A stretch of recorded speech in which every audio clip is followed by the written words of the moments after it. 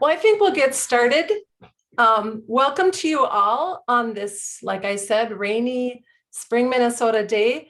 We have Haile Tegegne here with us today, who will be speaking on an Ethiopian culture. Haile was born in Ethiopia and then lived in Kenya for 5 years. He speaks both Amharic and Swahili fluently. He has a bachelor's degree in communication studies with a minor in political science. And Haile knows a little bit about experiencing a new culture and appreciating our differences in culture. So I'm really excited to hear him speak. I got to know Haile through my parents.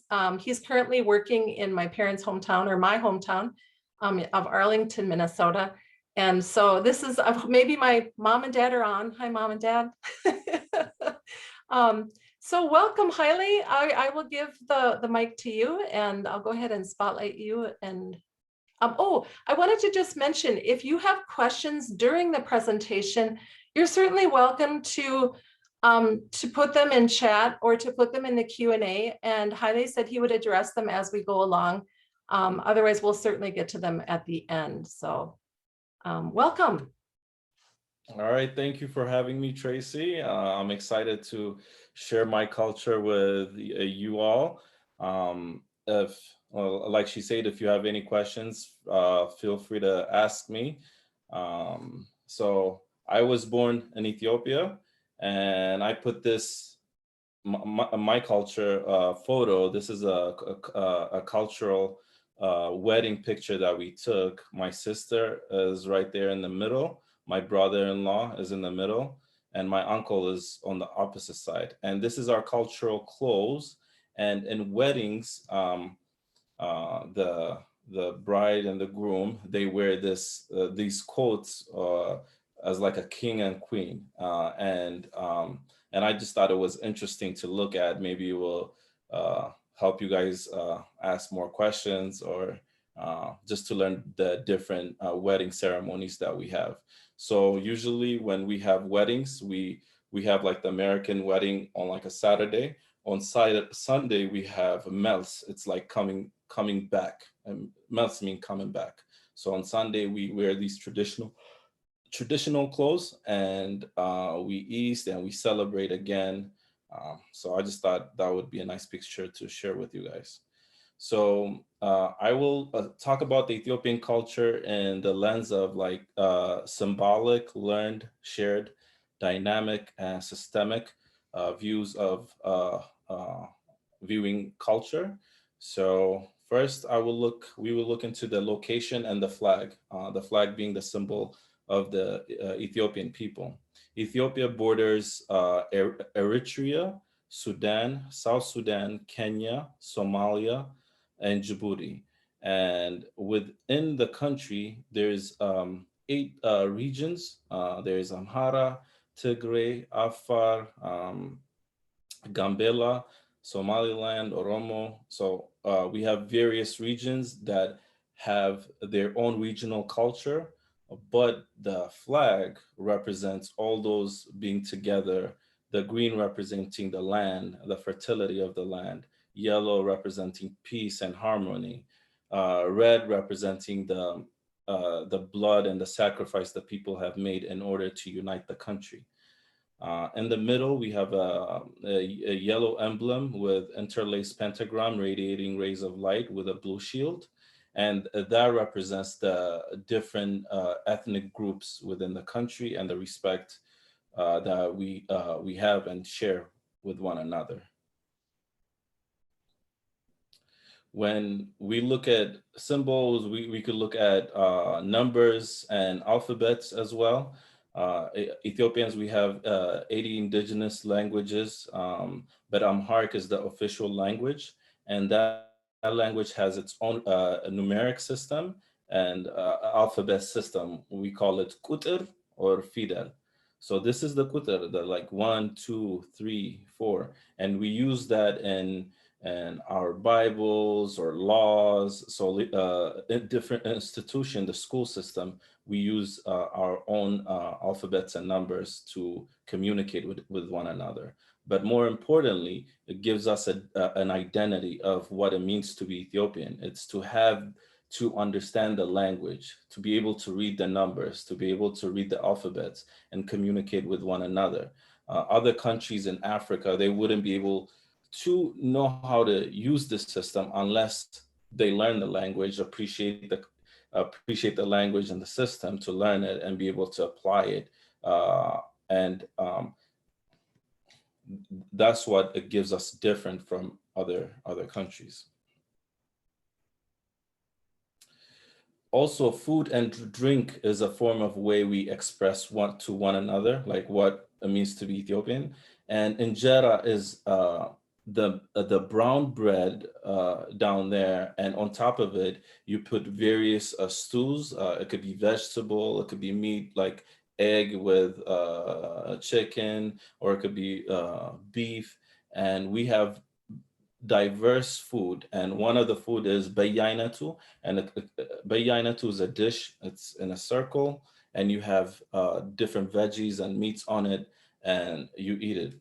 Doroet is also could be combined in bayainatu. So, and that's a chicken with egg, and that is common when we have holidays, celebration. That is a common food. We also have kitfo. It's kind of raw, but it's seasoned with various spices and it's delicious. And also kurt, which is a raw meat that the myth of it, how it originated was back in the days when soldiers used to go to war, why not? They didn't want to signal where their location is. So they would eat raw meat, but they would put it in different spices, and it's kind of a delicacy. Not everybody in the country eats it, but majority of people, if you go to Ethiopia, you will see, wow, people are eating raw. Like Kenyans, they don't eat raw. Somalis, they don't. Why are Ethiopians eating raw? If you ask that question, they will tell you, hey, we do it because of this. This is kind of one of the myths that people explain. And also within that, you see injera is a circle, and it's on a plate called mosab, and it's a circle plate as table, and people, they sit around together, and you eat injera with your hands. And while you're eating, it's custom for you to share the food with them, and it's called gursha. I wrote it down here, sharing food. So you feed that person, and obviously the other person could feed themselves, but that custom is to show like you care, you care for that person and your connection with them. If you do that in America setting, where like if you wanted to feed somebody, they'll be like, what? I could feed myself. I don't want, what are you doing? You know, so that is norm in Ethiopia. Our beverage, we have tej and tella. The yellow one is tej, the dark one is tella, and it could be fermented to be alcohol. It's like alcohol. So whenever you have a party, that's what you normally drink. But if you are Christian, or like you don't drink alcohol, or Muslim, you don't want to drink alcohol, they ferment it to a point where it's not alcoholic, and they have it on their wedding, whatnot. So that's what we did for our wedding. So I would like to show a video and how somebody explains how important Ethiopian food is to them in DC. So.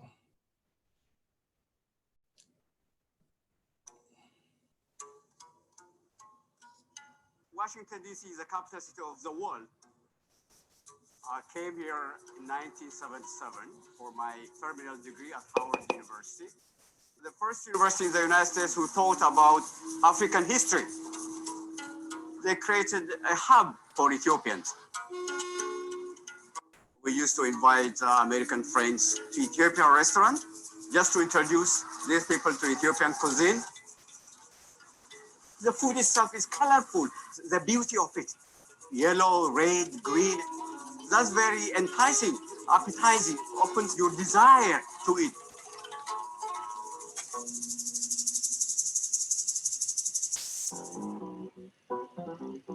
After the end of World War II, Emperor Haile Selassie started to send his brightest students to the United States. They come here, get their education, get that knowledge, and go back to build the nation. In 1970s, the military regime started human rights abuses. The political situation was not conducive for intellectuals, so they started to settle here. At that time in Washington, D.C., African Americans was the majority. They feel that they are at home here.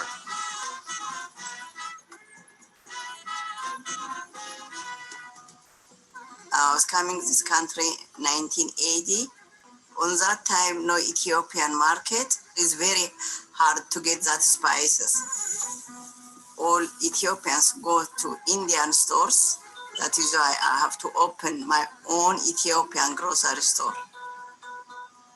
Cardamom, black caraway, berbere, the special spices come from straight to Ethiopia. In Ethiopia, we grown up all together. We live together, we sleep together. That is why we came here, the same area we live.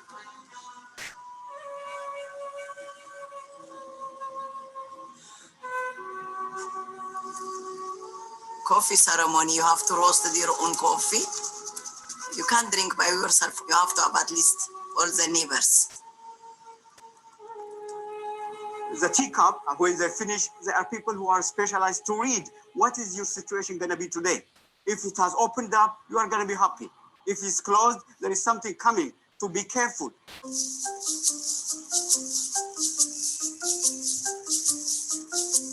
Our identity is just like an onion. You spill, you see an aroma, an amara. You spill more, you see a Christian or a Muslim. Kind of a melting pot.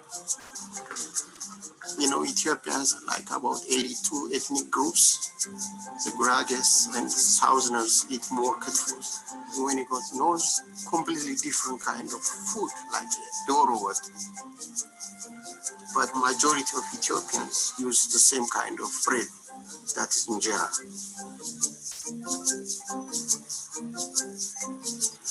I came here with my sister to claim asylum. The first dish I learned to cook is the beef tips. First, I add rosemary and garlic, and then the onion, tomato sauce, and hot spice, clarify butter, and fresh tomato, and jalapeno pepper. That's it. It's done to eat. Basically, it's not about only eating. It's about sharing, talk and laugh and feed each other.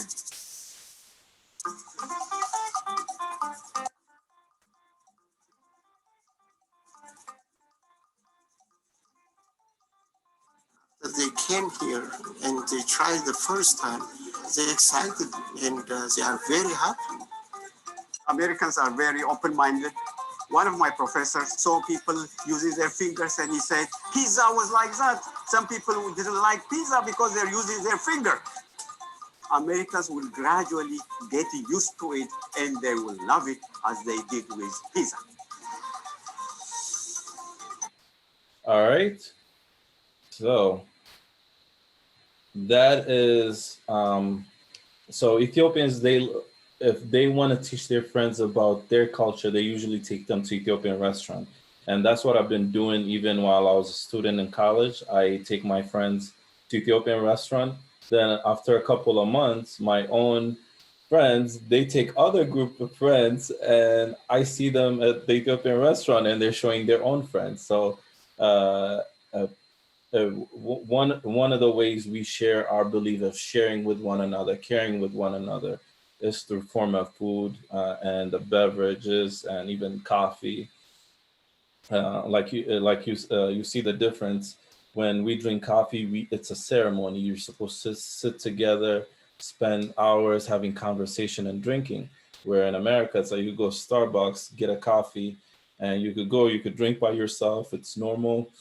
But over there, if you're drinking coffee, you're by yourself, it's a taboo. It's like, oh geez, like what's going on with you? What's the issue? Like they will think there's a problem and they'll try to consult you. So Culture is a learned experience through education system, family, peers, and the media. Example of this is holiday celebration. We have many holiday celebration. Ethiopia is predominantly Christian, but also we have Muslim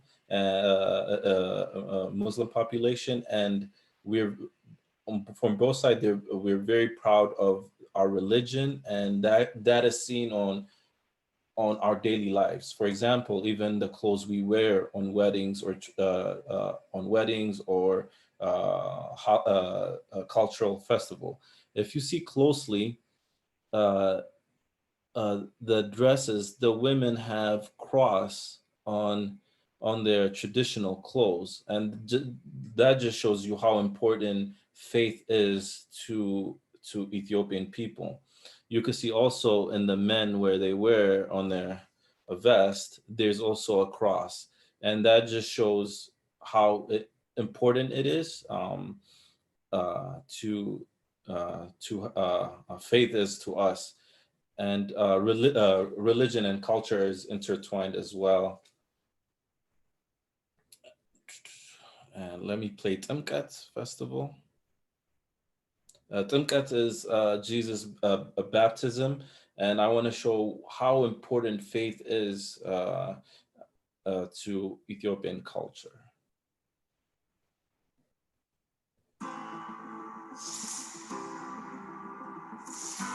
The biggest challenge was Kibkab Wobe Wood Mariam will soon face his first great step on the road to priesthood. He hopes to take part in the most important ceremony of the Ethiopian Orthodox Church, Timkat, the Feast of the Epiphany, celebrating the baptism of Christ. Although Epiphany is celebrated throughout the Christian world, the Ethiopian Timkat ceremony is different. It features sacred replicas of the Ark of the Covenant. To be allowed to take part, Kibkab must convince the senior priest of his church that he has total commitment to his calling. Complete faith. For 6 years, Kibkab has not been ready to take part in Timkat. If the elders question his faith now, it may be many years before he'll be considered again. And this is not the only pressure on Kibkab. He's got a family tradition to live up to.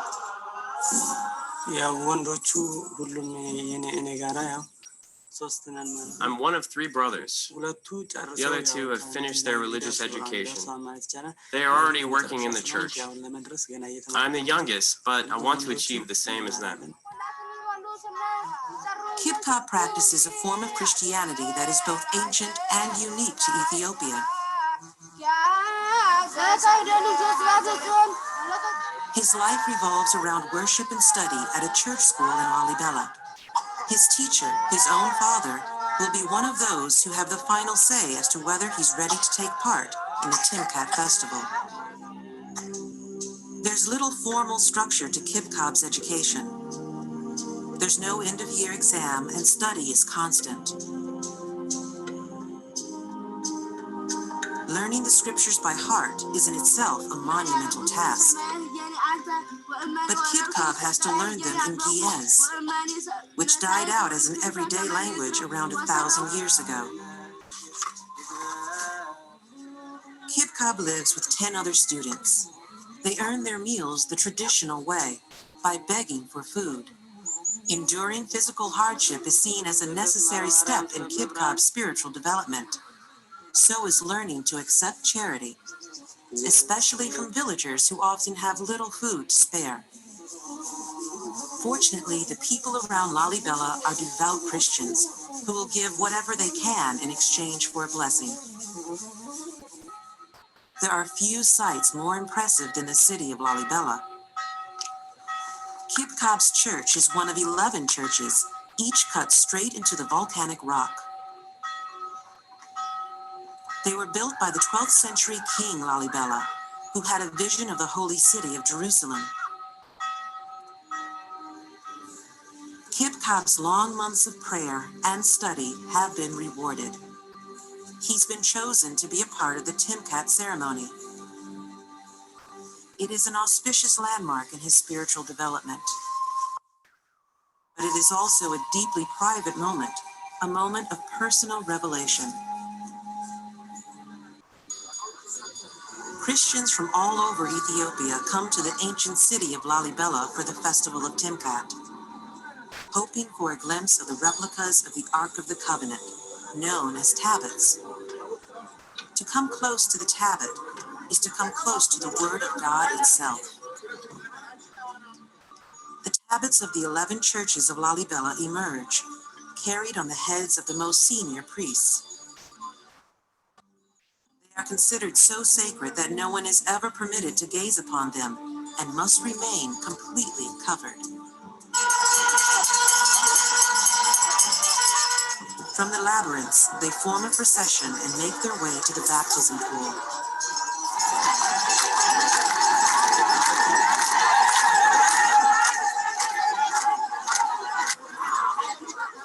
Scenes like this were described in the Bible when the Israelites welcomed Moses' return from Mount Sinai with the 10 Commandments.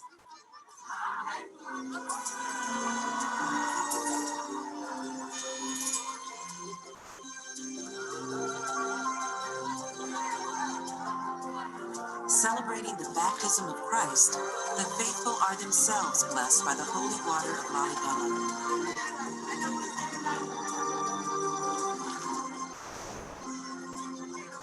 Kibkab has taken his first step on a great spiritual journey. All right. So this video just shows how important it is, faith to the individual person, but to the community and the nation as well. So Christianity is predominant. People would go from all over the country to visit the sites and pray and celebrate with one another.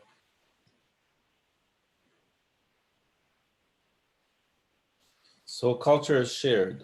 Ethiopians share value of freedom, even though they may differ on the belief on how to achieve that freedom. One on our flag, there is the red, which means, you know, you fight for your freedom, you have to die. And usually red is represented in different countries as well. The blood, the forefathers or that bled for the country. And in Ethiopia as well, it's the same. And they share the value of freedom because of the Battle of Adwa. And I will play that. And that's that was a war that happened when Italy invaded Ethiopia, when there was colonization of Africa happening throughout the world. And Menelik was able to win the battle. And that history unites the people and it strengthened the idea also of being Ethiopian. So I want to play that.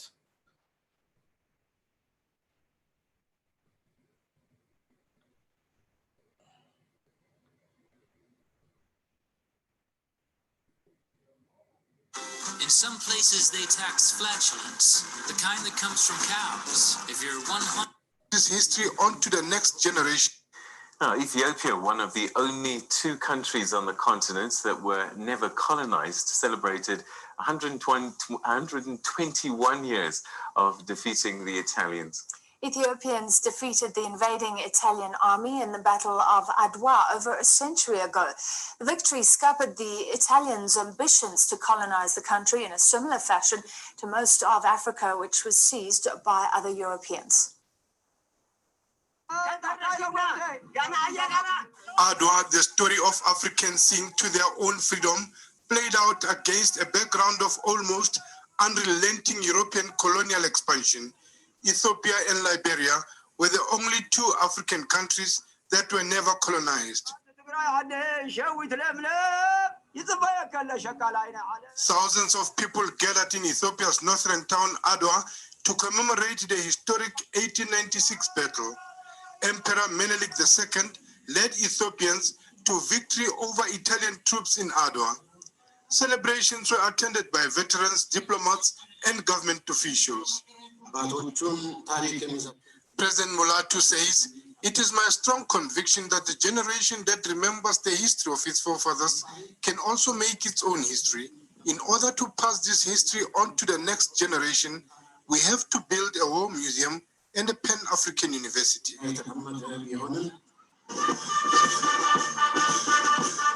Ethiopians lost almost 4,000 officers and took about 2,000 Italian prisoners, but they were released after Rome renounced its claim on Ethiopian territory. Former South African President Thabo Mbeki says the Battle of Adwa set the example in the fight against colonialists.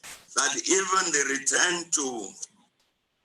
All right, so this video, I just wanted to show the importance of how we value our freedom. And also I like this picture because some of the heroes, so like this statue is the Minilik. The reason he has a statue is because he won the war. And also Etietu, she's the queen. And as you can see, she's holding a gun and a cross, her faith, how important it is again. And you can see in the background, you see religious figures, but also the soldiers who are fighting in the background. So, and at the same time, it's how we see how important women are to the society, because in that war, when the soldiers were being defeated and they were about to retreat, Tigitaitu, she encouraged the soldiers, to keep on fighting. So that is why she's celebrated, and a lot of women and men also look up to her because they see the value of a strong, encouraging woman. Culture could be dynamic; it's fluid rather than static. So culture changes all the time, every day, in subtle and tangible ways. And I would like to show you some the Ethiopian traditional performance and the current Ethiopian performance to show the tangible ways music has changed throughout, and even the competition that goes around it. So, and also Ethiopians, when they dance with their, like eskista, it's different compared to other African countries where usually when they dance below their waist. So it's different form of dancing. So when I was in Kenya, if we're doing eskista like this with your shoulder up and with your neck movements, they were like, what kind of dance is this? It's completely different. But Kenya and Tanzania, they might have similar dance. They're more, below their waist, or they dance around their waist area. So.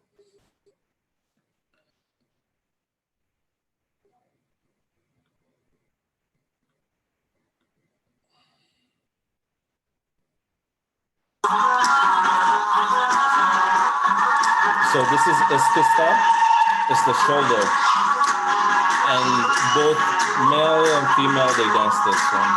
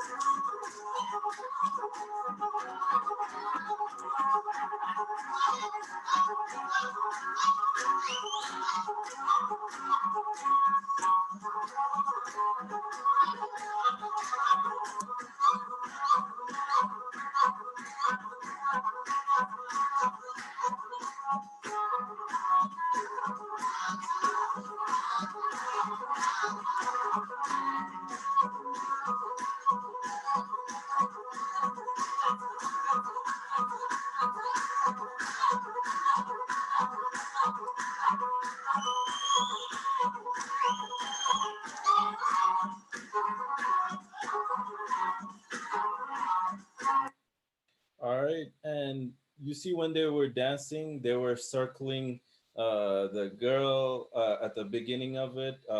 That is also, you know, even when you're eating, you're circling one another. We're showing collective shared support for one another. So that kind of shows what we value. And also in the back, somebody was playing masinko and begana. So it's a guitar and violin. It looks like a guitar and violin in a way, but different.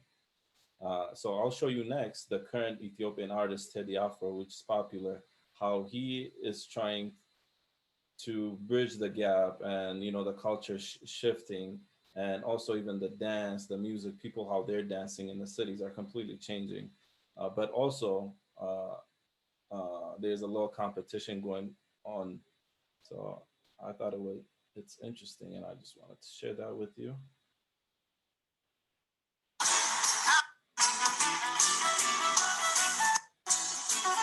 So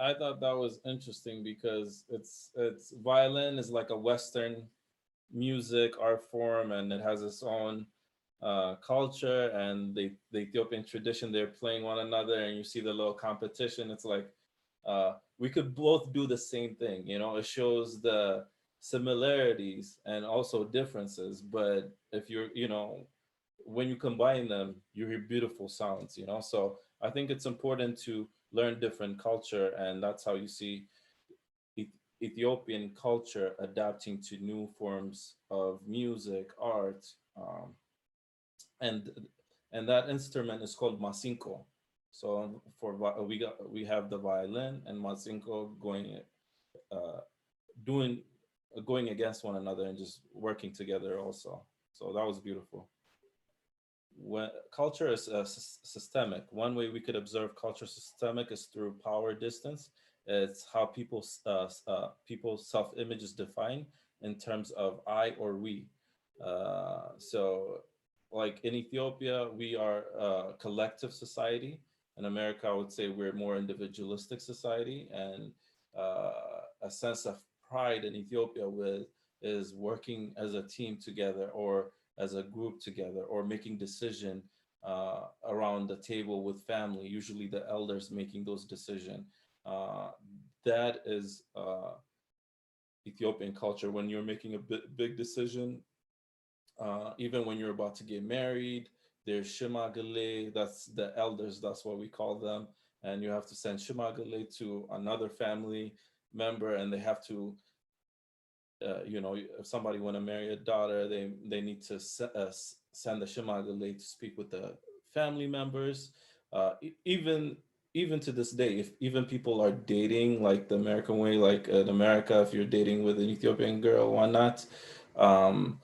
After a while, if you want to propose, you might propose to her by herself. Once that's done, once you say yes, you still have to go through the traditional way where you have to send a shimagale to that family, or it'll be seen as like not respectful. All right, so so that's a little bit different.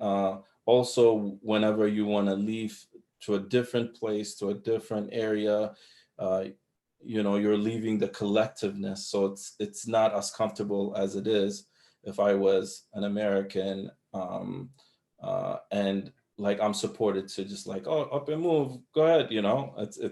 It's not really celebrated. Being together as family, living together, and moving out when you're married, whatnot. That's kind of the norm. And also how we have like the Shimagalis that I spoke about, the elders. If there's issue, it could be community conflict or it could be relationship conflict. They could broker the deal.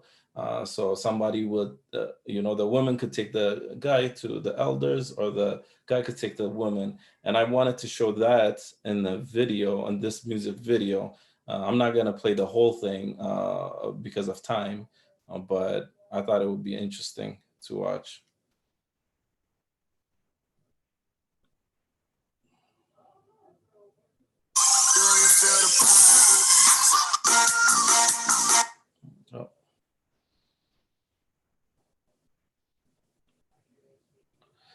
So this guy, he's talking about her not giving him enough affection, whatnot, and he's taking her to the Shimagale. They would be sitting down, and she's listening to his complaints, and they would also listen to her complaints. But he's just complaining how they're supporting her all the time, but he needs his respect and affection from her as well. So I just thought it was this interesting.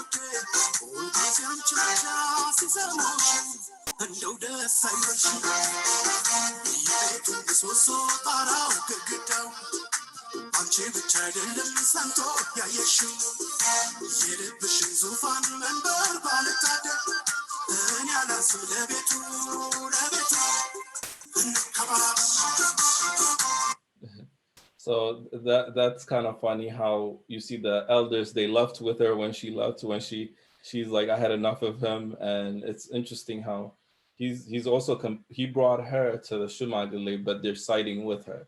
So, and they're kind of begging her to listen to him as well. So it's interesting. Also, I think a chat, so I just want to pull it up. Okay, Gwen, thank you for saying it's beautiful. All right, so that's kind of how music, and also like how influential women is. Another thing that that is important to observe is the Shimagale, the elders. I didn't see a women elders there when they're making the decision. So, having diversity is important in decision making and organization. So I feel like empowering women is being a forefront of conversation. And actually the government, to this, like recently, they have put like 50% of the women to be in parliament. So that's like empowering women. So before, men usually made decisions like that, but now gradually we're seeing a lot of progress throughout the year. So I just wanted to talk about that a little bit, of like the culture in systemic ways. So Ethiopia is proud to have over 80 ethnic groups from various regions, and and they've been able to share a national culture, which is like the flag, the green, yellow, red, the food, the circle food, and we also share value of sharing with one another, and the collective, how we identify collectively. We share that with all of the various tribes. And also within our music on how we dance with the shoulder, eskista, and also how we solve our problems through the lens of our culture. So I hope this has been a really good presentation for you, and I hope you've learned a lot from it.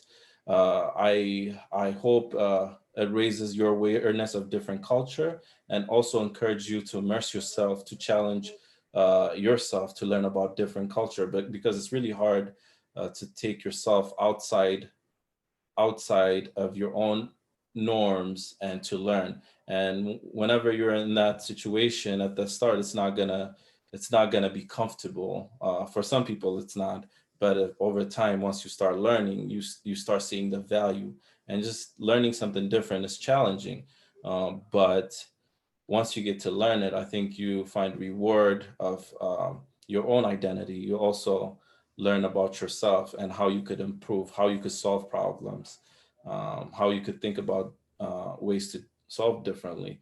And also, the world is becoming multicultural,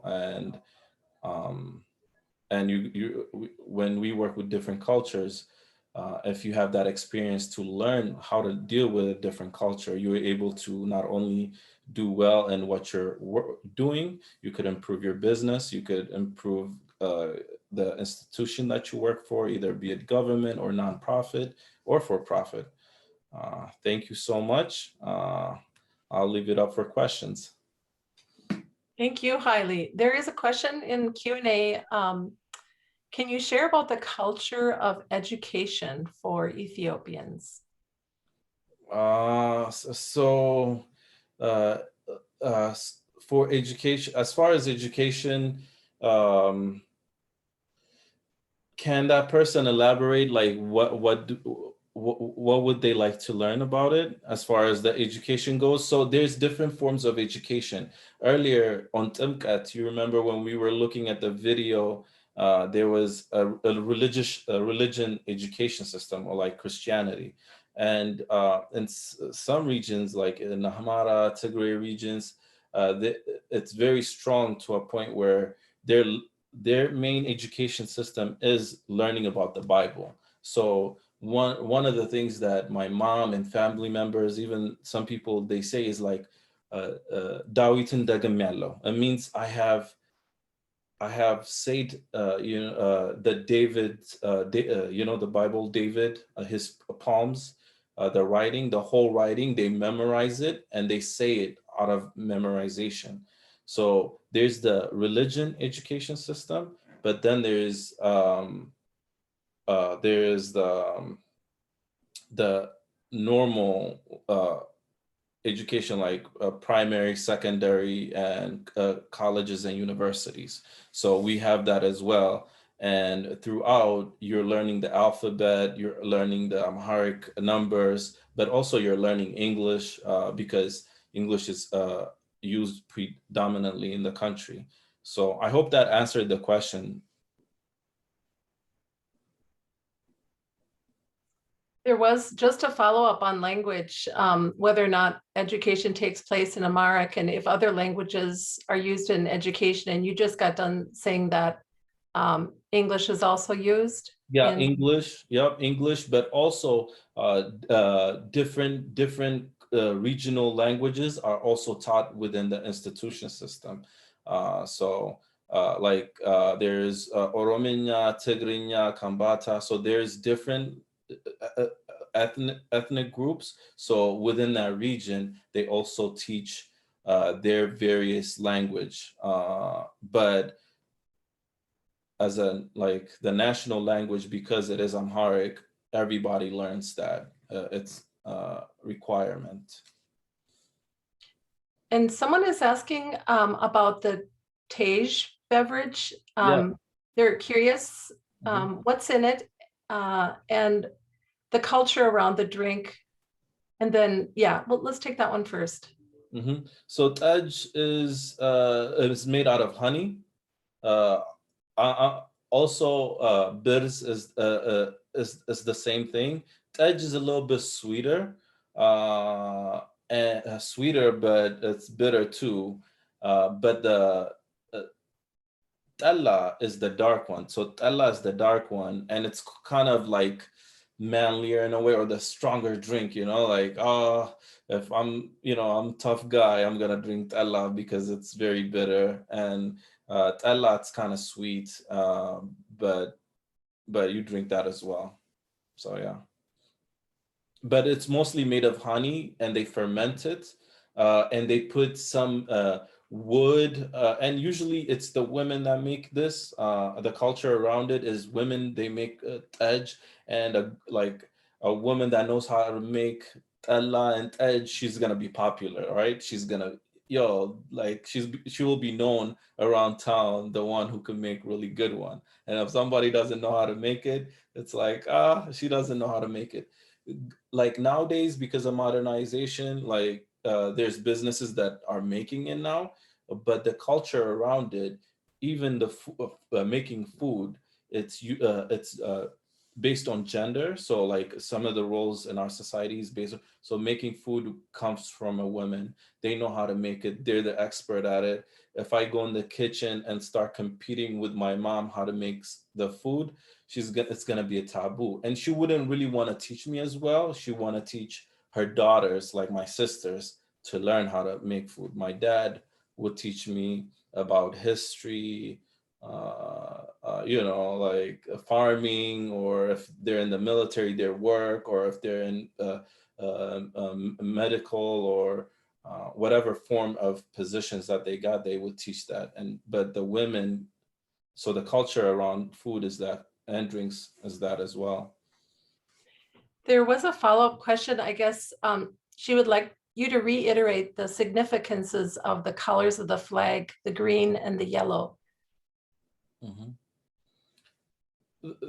Okay, the green is the land, the fertility of the land. So we're very proud of the land that we possess and its fertility, and it's God that gave us the land. And yellow is the peace, the peace that, like the harmony that we have for one another. And the red is like the blood that was sacrificed in order to protect the land, the people. So that is why it's important. The blue shield with the yellow interlaced pentagram is recently put in around 1991 ish by the new government. And even if you've seen the videos before, when I was playing in Haile Selassie time, they would, in the circle, they would have the Lion of Judah. So it's just the middle part, the emblems that they put, different forms of government, they put that on the green, yellow, red. So it might not resonate with all Ethiopians, but the green, yellow, red is the one that unites everybody. The middle emblem, yellow interlaced pentagram radiating light, blue shield, that's recently put in order to signify the importance of the different tribes and ethnicity within the country. There's a question here in Q&A. Are there differences in how business is conducted in Ethiopia versus, say, in the United States? What are some cultural things Americans would need to know if doing business with Ethiopians? Yep. So in 2011, I went, and so it's time. The way time is viewed in Ethiopia is completely different. So like I would go to a government official or to get a certificate or approval, and they're like, oh, come back lunchtime, or come back next week around lunchtime. And it's like they view time differently. So sometimes businesses could be tough, because if you're coming from America, you're thinking time is very important. This needs to happen right away. I'm right here.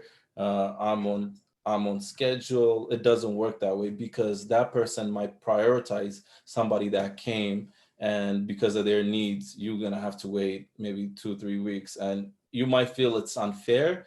I felt that way. I felt like, oh my, it was driving me nuts, because in America, like, I grew up since 2003, and I learned, like, I'm here, just you do your job, let me get my certificate, let me do my business and leave, but it takes a different level. You need to build relationship with the person that is gonna make the approval, I felt like. So it doesn't happen right away. But once you do, I think things open up. But if you go there and say you demand it right now, this is not fair. If you say that, it will be seen as rude. It's like, this guy doesn't understand. Where are you from? Like, that's what they were asking me. They're like, where are you from? Are you around here? Because I was like, you do your job, just let me, but I was respectful. I waited. It's like, come back next week. I did it a couple of times, and it's like, so there is cultural differences in conducting business, and having somebody there that knows the culture helps a lot. So whenever I had my uncle, that changed everything. It's like, oh, they know him. Okay, you just got to do it. But if you're from a different country and you want to do business, the government has like mandated that they support businesses to invest. So there's a change that's coming up. The country's privatizing businesses. So it's a great opportunity for investment from international communities to do business, because now they're given ownership to small businesses and large ones as well. That's interesting. We had a speaker from India, I think a couple of years ago now, and she talked about the different religions in India and how as a child she was encouraged to go to her friends' houses to learn more about their religion if it happened to be different. Did you have that in Ethiopia? Well, you were pretty young, but do you think that exists in Ethiopia as well, where parents encourage their children to learn more about the other religions, or is there more tension? No, there's not tension, because Ethiopia, so even when Christianity was forming, when it was just forming at the start of it, before a lot of countries adopted the religion, Ethiopia already was a part of that history. Ethiopia is mentioned over 50 times in the Bible.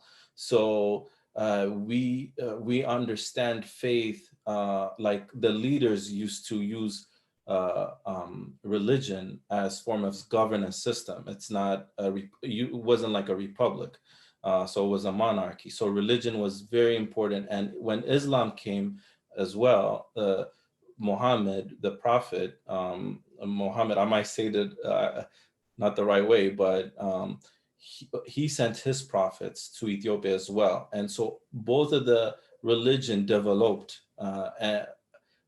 in Ethiopia as well at the same time. So there's not a tension. They teach us to learn about one another.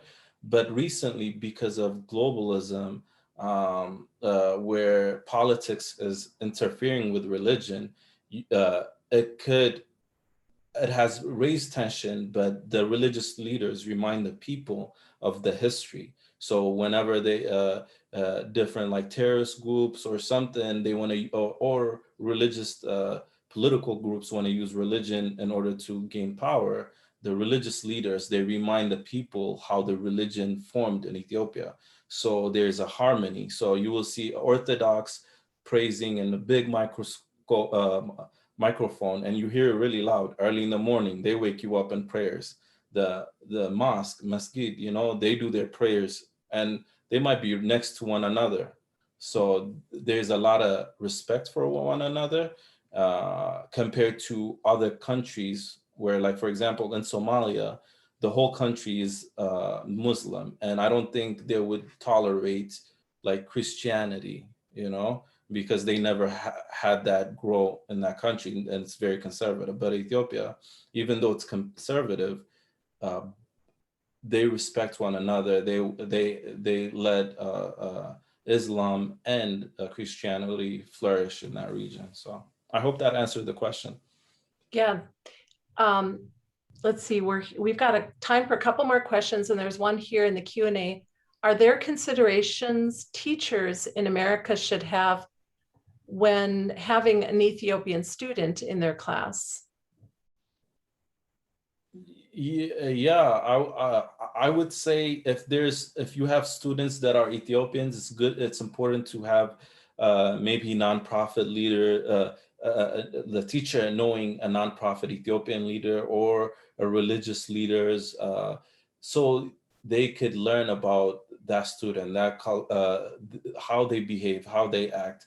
For Ethiopians to come in America from a collective society to individualistic society is very difficult. When you're sitting down, you're eating by yourself. Ethiopians, they were taught to eat with one another. So when I was in school, even in high school, I would like share my food, want to share food or try their food, and they're like, don't touch my food, this is mine, you know. Okay, I don't, you know, like, and when you give them and you expect to like the shared culture to happen, you can't teach it, because the American culture is individualistic culture. So it was tough to understand, like, oh, it's about, you know, I gotta do my own thing, and that's how you get respect. If you share your food, actually in America, you're seen as, like, for a guy, like a weak guy, you know, like you're giving away your food. Why are you giving it? Oh, you're a chump or something like that. So that's how I thought about it. So I was like, oh, then I'm not gonna share my food then.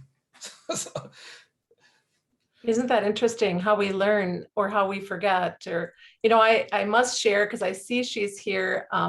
I have a colleague who feeds me when I get into work. Well, when we used to work together, she would always have an extra orange for me or an extra half of a sandwich. And, you know, we learn from one another how to share and how to give of ourselves. So I'm not sure my family will be eating off the same plate, but I mean, yes, we do eat off the same plate, just not like it's done in Ethiopia. And I think that's something that would be kind of fun to try at some point, right? yeah, I guess we do with pizza, right? yeah, yep. And the hardest part is the gusha, like the feeding one, because you're taking the bread and it's like, oh my God, your hands, and you're feeding me. Why are you feeding me? You know, but you should, whenever you get a chance, I'll be happy to take you and Tony and Margie. So it'll be exciting. Let me know. Well, this was wonderful. And you did such a fantastic job. Thank you so much. I mean, I really appreciate the work you did in finding a good connection so that we could watch some of those videos with you, because I think they were very informative. And I certainly learned a lot today. So thank you again. I see some of my students are thanking you in chat. I'm really happy that you could join us today. Yep. Thank you so much for having me. I appreciate it. All right. Well, all right. Okay. Just reading the thank you. So everybody, thank you so much for listening to me. Take care. You're getting all sorts of thank you. Yeah, I'm going to read it. Let me get the thank yous. That's important, right? Feel the love. That's great. Yeah. So if anybody want to reach out to me, feel free to reach out to me. I have social media like on Facebook, LinkedIn. In the future, if you have questions around the Ethiopian culture or even where to eat, there's a lot of restaurants, whatnot. I'll be happy to share with you. So feel free to reach out to me on Facebook, LinkedIn. I'm happy to share that. Thank you. Bye. Super. Take care. Yeah.